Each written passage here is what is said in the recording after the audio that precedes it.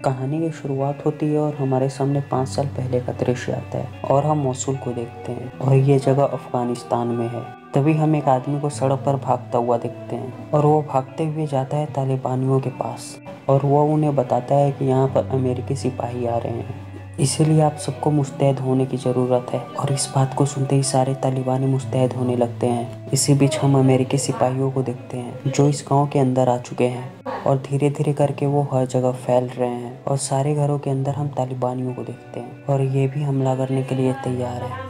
और अमेरिकी सिपाही इसी के इंतजार में हैं कि उन्हें पता है कि उन पर कभी भी हमला हो सकता है। और तभी ये लोग एक आदमी को देखते हैं और वो उसे देखकर समझ जाते हैं कि यहाँ पर जरूर कोई ना कोई बड़ा बम है। फिर धीरे धीरे अमेरिकी सिपाही उसे घेरने लगते हैं। तभी यहाँ पर जैक आता है और जैक इस आदमी पर बंदूक तान देता है और उसे कहता है कि अभी के अभी पीछे हट जाओ वरना मुझे गोली चलानी पड़ेगी। पर ये आदमी इनसे बदतमीजी करने लगता है और इनकी कोई भी बात नहीं सुनता। और थोड़े वक्त के बाद जैसे ही वो अपनी बंदूक को बाहर निकालता है ये लोग इसे छलनी कर देते हैं। तभी हम इनके कमांडिंग ऑफिसर को देखते हैं जिसका नाम है टॉम लेसन। टॉम इनसे पूछने लगता है कि यहाँ पर क्या हालात है और ये लोग सारा अपडेट देने लगते हैं कि इन्हें शक है कि यहाँ पर ज़मीन के नीचे एक बड़ा सा बॉम्ब है। फिर जैक बॉम्ब को बाहर निकालने लगता है। जैसे ही बॉम्ब उसे नज़र आता है तभी वो टॉम से कहता है कि उसे अनुमति चाहिए कि वो उस बम को डिफ्यूज कर सके, लेकिन टॉम उसे मना करता है और कहता है कि सभी लोग वहाँ से जल्द वापस आए। पर जैक उसकी बात नहीं सुनता और वह बम को डिफ्यूज कर देता है। लेकिन इस बम के डिफ्यूज होते ही तालिबानी दूसरे बम को ब्लास्ट कर देते हैं और इनके पीछे एक बड़ा सा ब्लास्ट होता है और ये ब्लास्ट इतना बड़ा होता है कि इनके सारे लोग मारे जाते हैं। पर जैक बच जाता है और सारे तालिबानी धीरे धीरे करके बाहर आने लगते हैं और वो अंधाधुंध गोलियां चलाने लगते हैं और वे बहुत सारे अमेरिकी सिपाहियों को मौत के घाट उतार देते हैं। लेकिन जैक अभी भी जिंदा है और इसीलिए वह यहाँ से भागने लगता है और टॉम भी उसे देख लेता है। फिर टॉम जैक को कवर देता है ताकि जैक सही सलामत वापस आ सके, लेकिन अब टॉम भी घायल हो चुका है। तभी जैक आ जाता है टॉम के पास। तभी टॉम देखता है कि जैक के पीछे भी एक आतंकवादी है और वह उसे मारने वाला है, लेकिन ऐन वक्त पर टॉम उसे मार देता है और यहाँ पर जैक और टॉम दोनों की जान बच जाती है। और तब हमारे सामने आता है वर्तमान समय का दृश्य और हमें पता चलता है कि अफगानिस्तान की लड़ाई को 5 साल बीत चुके हैं, लेकिन जैक अभी तक उस लड़ाई से वापस नहीं आया है। वह PTSD से जूझ रहा है, इसीलिए उसने आर्मी को छोड़ दिया और वह अब कैलिफोर्निया में रहता है। लेकिन उस दिन बैटल की झलकियाँ उसे बार बार परेशान करती हैं और इसलिए वह बाकी गतिविधियों में अपने को उलझा के रखता है। वह दिन भर एक गैराज में काम करता है और काम खत्म करने के बाद सीधा अपने घर आता है। वो अपना ज़्यादातर समय अपनी बीवी और बच्चे के साथ बिताता है। जैक की बीवी का नाम है एस्टर। एस्टर उसे बताती है कि घर में बहुत सारे बिल्स आ चुके हैं और ये सारे वो बिल्स हैं जिनके पैसे अभी तक हमने नहीं चुकाए हैं और मुझे समझ में नहीं आ रहा कि हम लोग ये सारे पैसे कैसे चुकाएंगे। और जैक कहता है कि तुम्हें इस बारे में चिंता करने की कोई ज़रूरत नहीं है, वह जल्दी ही पैसों का जुगाड़ कर लेगा। और इतना कहने के बाद ही वह एस्टर का मूड ठीक करने लगता है। और अगले दिन सुबह सुबह जैसे ही वह गैराज में वापस जाता है और वह वहाँ पर कुछ मैक्सिकन गैंगस्टर को देखता है। उनके साथ उनका लीडर भी है जिसका नाम है फ्रेश, और फ्रेश बहुत बदतमीजी करने लगता है। वह जैक के मालिक के बारे में पूछता है जिसका नाम है अर्ल, पर जैक उसे कुछ भी नहीं बताता। और इस चीज़ को देखकर फ्रेश को बहुत गुस्सा आ जाता है, इसीलिए वो अपने आदमियों को कहता है कि इस आदमी को सबक सिखाओ। पर जैक भी पूरी तरह से तैयार था, पर उसे पता नहीं है कि जैक पहले आर्मी में था। पर वह एक एक करके आते जाते रहते हैं और जैक सबकी धुलाई डिटर्जेंट पाउडर से भी अच्छी तरह से करता है। जल्दी वो उन सबको ढेर करके नीचे गिरा देता है। फिर वो जैसे ही फ्रेश के पास जाता है, फ्रेश उसे धमकी देने लगता है और कहता है कि मुझ पे हाथ उठाने से पहले सोचना भी मत, क्योंकि तुम्हें पता नहीं है कि मैं कौन हूँ और मैं क्या कर सकता हूँ। और इन सब बातों को सुनने के बाद जैक रुक जाता है और फ्रेश अपने सारे आदमियों के साथ यहाँ से निकल जाता है। पर जैक अर्ल पर गुस्सा करता है और वो पूछता है कि आखिरकार यहाँ पर क्या हो रहा है और ये आदमी तुम्हारे पास क्यों आए थे। तब अर्ल बताता है कि मैं भी कभी एक माफिया हुआ करता था, पर मेरी किस्मत अच्छी है कि मैंने उनका साथ छोड़ दिया और मेरे पास एक घर है जिसे मैं घर कह सकता हूँ, पर ये लोग ऐसे ही आते रहते हैं। पर जैक कहता है कि मैंने तुमसे पंगा ले लिया है और मुझे पता है कि वो लोग मेरे पीछे आएंगे और मेरा एक परिवार भी है और कहीं वे लोग मेरे परिवार को चोट ना पहुंचा दे। तब अर्ल कहता है कि तुम्हें इस बारे में चिंता करने की ज़रूरत नहीं है, मैं तुम्हारे परिवार की सुरक्षा करूंगा। लेकिन ऐसा कुछ भी नहीं हो पाता। जैक जैसे ही रात में अपने घर पहुंचता है और वह देखता है कि फ्रेश पहले ही वहां पर आ चुका था और उसने जैक की बीवी और उसके बच्चे को मार दिया होता है। और इसे देखते ही जैक टूट जाता है और वह फूट फूट के रोने लगता है क्योंकि उसका सब कुछ आज ख़त्म हो गया। और तभी यहाँ पर पुलिस वाले चले आते हैं और वह जैक से पूछताछ करने लगते हैं और उससे ये भी पूछने लगते हैं कि तुम्हें किस पर शक है और ये काम किसने किया होगा। पर जैक पुलिस वालों के किसी भी सवाल का जवाब नहीं देता, क्योंकि वह बदले की आग में जल रहा है। और इसीलिए वह अपनी गाड़ी लेता है और यहाँ से निकल पड़ता है और वह पूरे शहर में फ्रेश को ढूंढने लगता है। पर थोड़ी देर के बाद उसे फ्रेश की गाड़ी नज़र आती है और वह समझ जाता है कि फ्रेश अंदर ही होगा। और फिर वो अपनी बंदूक बाहर निकालता है और वह क्लब के अंदर चला जाता है और एक एक करके फ्रेश के आदमी उसके सामने आने लगते हैं, पर वो उन सभी को मार देता है। और वह सबको मारने के बाद पहुंचता है फ्रेश के पास, पर फ्रेश उसके सामने गिड़गिड़ाने लगता है और उससे कहता है कि मेरे पास कोई भी दूसरा रास्ता नहीं था और मैं उन्हें कभी भी नहीं मारना चाहता था, लेकिन मुझे मारना पड़ा। लेकिन जैक उसके किसी भी बात को सुनने को तैयार नहीं है और वो अपनी बंदूक निकालता है और यहाँ पर वो फ्रेश को भी मौत के घाट उतार देता है। और समय ऐसे ही बीतने लगता है और 5 महीने के बाद हमारे सामने आता है सैन फ्रांसिस्को जेल का दृश्य और हम जैक को जेल में देखते हैं, क्योंकि जितने भी लोगों को उसने मारा है उसे उसकी सज़ा मिली है। लेकिन जेल में भी जैक शांत नहीं है, उसे अपने बच्चे और उसकी बीवी की याद बहुत आती है और इसलिए वो बहुत ही परेशानी में रहता है। तभी उसे बताया जाता है कि टॉम उससे मिलने आया है और जैक पहुंचता है टॉम के पास। पर टॉम उससे कहता है कि मैं अभी भी तुम्हारी मदद कर सकता हूं और तुम यहां से बाहर निकल सकते हो। पर टॉम कहता है कि मैंने जितने भी गलत काम किए हैं उसके लिए मैं यही डिजर्व करता हूँ और मैं इसके लायक ही हूँ और मैं यहीं पे रहूँगा, क्योंकि तुम्हें पता भी नहीं होगा कि मैंने कितने लोगों को मारा है और मैंने एक बार भी हमदर्दी नहीं दिखाई, क्योंकि जो भी मेरे सामने आता गया मैं सबको मौत के घाट उतारता गया। अगर मैं जेल से वापस गया तो मुझे डर है कि कहीं मैं ऐसे ही लोगों को मारता ना फिरूं, और इसीलिए मुझे बाहर निकालने की ज़रूरत नहीं है और आज के बाद मुझसे दोबारा मिलने भी मत आना।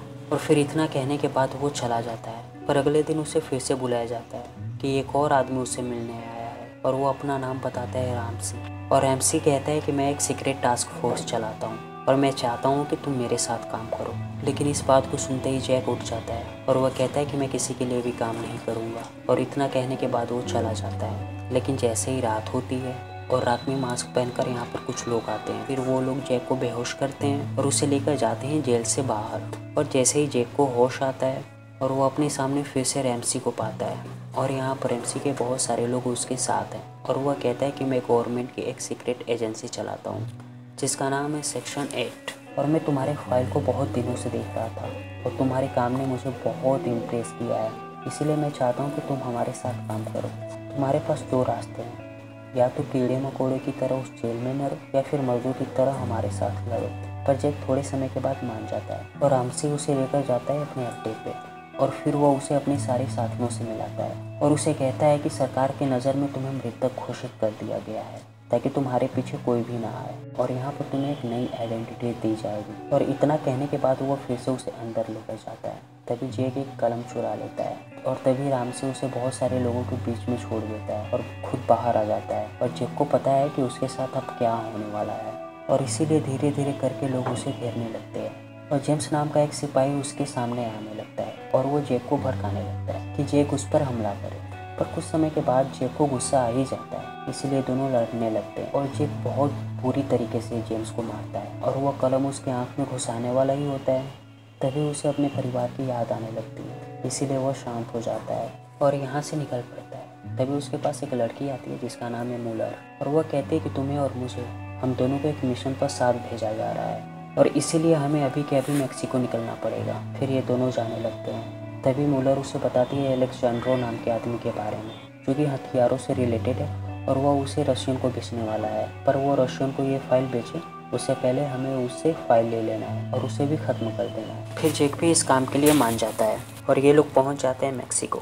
और तभी ये लोग देखते हैं कि एलेक्जेंड्रो ने डील को शुरू कर दिया है। पर जैक एक एक करके सबको मारने लगता है, जो भी उसके रास्ते में आता है वो सबको मौत के घाट उतार देता है। और जल्दी ही एलेक्जेंड्रो को ये बात पता लग जाती है और जिसके साथ वो डील कर रहा था ये दोनों एक दूसरे पर शक करने लगते हैं। फिर यहाँ पर एक घमासान लड़ाई शुरू हो जाती है, सब एक दूसरे पर गोलियां चलाने लगते हैं और जैक इस चीज़ का फ़ायदा उठाता है। वो एक एक करके ऐसे ही सबको मारते रहता है और जल्दी ही सारे लोग मारे जाते हैं। और बाद में जैक एलेक्जेंड्रो को भी मार देता है और उसे मारने के बाद जाता है वो उस फाइल के पास और तभी वहाँ पर वो देखता है 2 औरतों को, पर वो उन्हें नहीं मारता।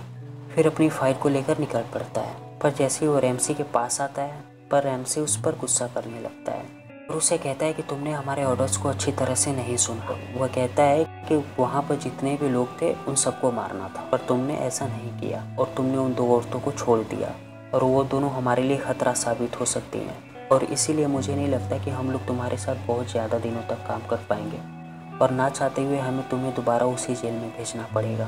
और तभी इन सब बातों को सुनने के बाद जेक यहाँ से निकल जाता है, और तभी मूलर पहुँचती है रैम्सी के पास और उसे समझाने लगती है कि हमें जेक की तारीफ़ करनी चाहिए, उसने बहुत ही अच्छा काम किया है, ना कि उसे डांटना चाहिए। लेकिन रैम्सी किसी की बात नहीं सुनता।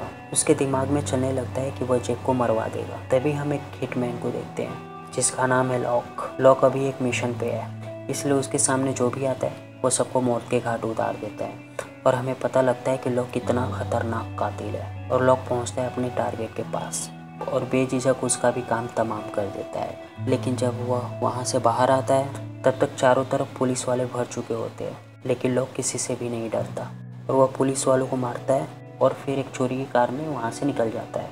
तभी हम जेक को देखते हैं जो अपने नए घर में जाता है, और वहाँ पर वो अपनी पुरानी सारी तस्वीरों को देखता है जब वो अफगानिस्तान में हुआ करता था। और तब उसे टॉम की याद आती है कि जब वो उस युद्ध के बाद घायल पड़ा था तब जेक ने उससे माफ़ी मांगी थी। तब टॉम ने उसे समझाया था कि युद्ध में कभी भी किसी चीज़ के लिए माफ़ी नहीं मांगा जाता। जब तक वो युद्ध में होता है सारी चीज़ें वहीं पर ख़त्म हो जाती हैं। तब जेक पहुँचता है एक बार में, और तभी यहाँ पर मूलर भी आ जाती है। जेक उससे पूछता है कि रामसी यहाँ पर क्या कर रहा है और वह मेरे साथ क्या करने वाला है, और मूलर कहती है कि मुझे कुछ भी नहीं पता। पर जेक उससे पूछता है कि तुम यहाँ पर कैसे है और पहले तुम कहाँ थी। तब मूलर बताती है कि वह भी कभी आर्मी में हुआ करती थी, लेकिन उसके सीनियर्स ने उसके साथ बदतमीजी करने की कोशिश की, और तब मूलर ने उन सबको बहुत बेरहमी से पीटा, और उसके बाद उसने आर्मी को छोड़ दिया। और तभी ने फिर से रैम्सी का बुलावा आता है, और तभी रैम्सी लोग को एक और मिशन देता है, और तभी बताता है कि तुम लोग को जाना है एक सेनेटर के पास और उसके कंप्यूटर से एक फाइल को लाना है। लेकिन इस बार जेक अंदर नहीं जाएगा, और इस बार मूलर अंदर जाएगी और इस फाइल को लेकर बाहर आएगी, और बाहर आने के बाद वो सेनेटर को ख़त्म करेगी। और जेक का काम है वह सब पर नज़र रखेगा, और इसके अलावा बाकी लोग उसको वहाँ से निकलने में मदद करेंगे। और वहाँ की सिक्योरिटी बहुत ही ज़्यादा टाइट है, अगर वहाँ पर कुछ गड़बड़ हुआ तो सारी की सारी चीज़ें गड़बड़ हो जाएगी। सबको बहुत ही ज़्यादा चौकन्ना रहने की ज़रूरत है, और यह मिशन किसी भी हालत में फेल नहीं होना चाहिए।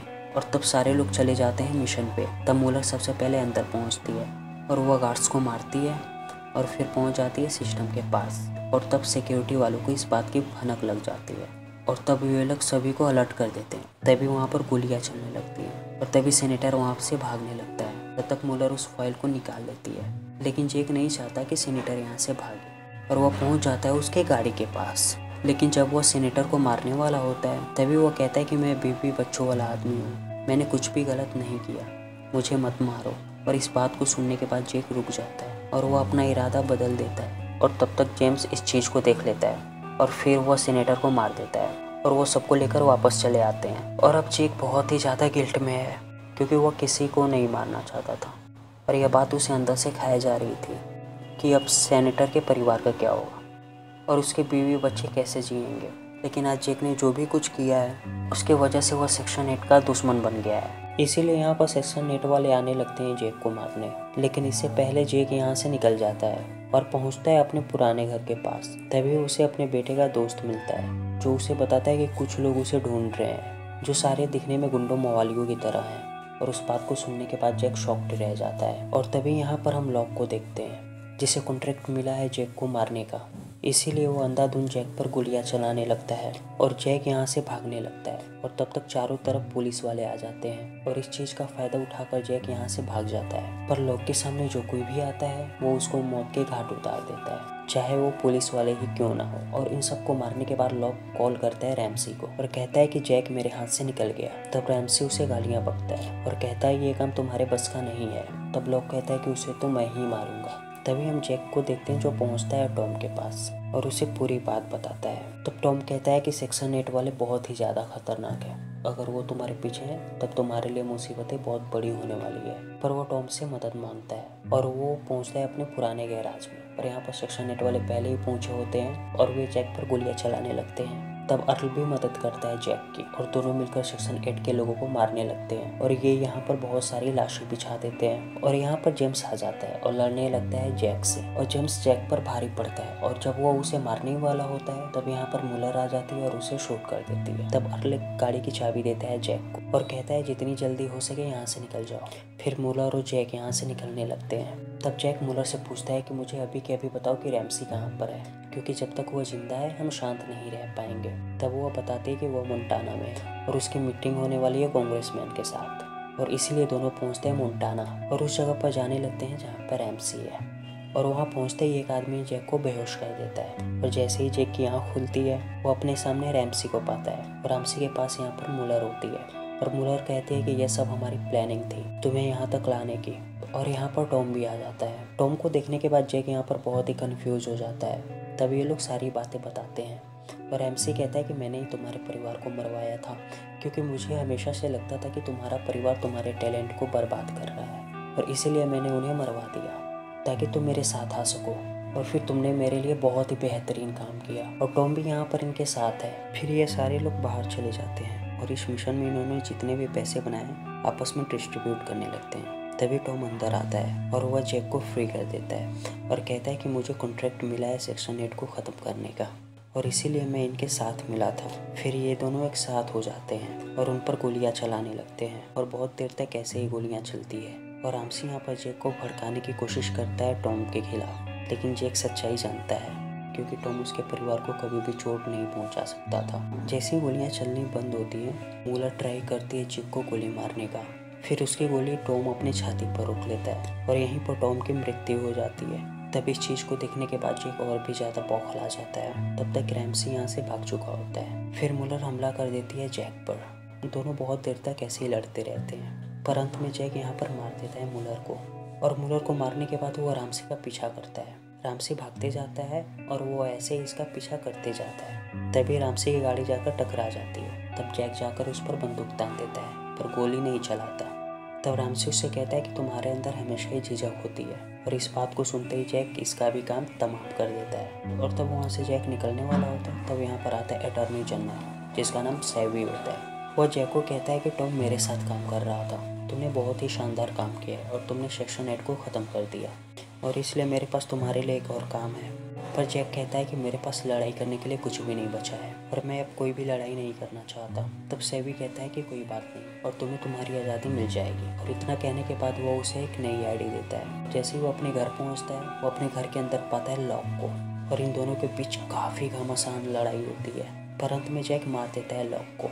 और इसी के साथ ये फिल्म यहीं पर ख़त्म हो जाती है। तो अगर आपको ये मूवी अच्छी लगी हो तो हमारे इस चैनल को लाइक और सब्सक्राइब जरूर करें। Thank you for watching.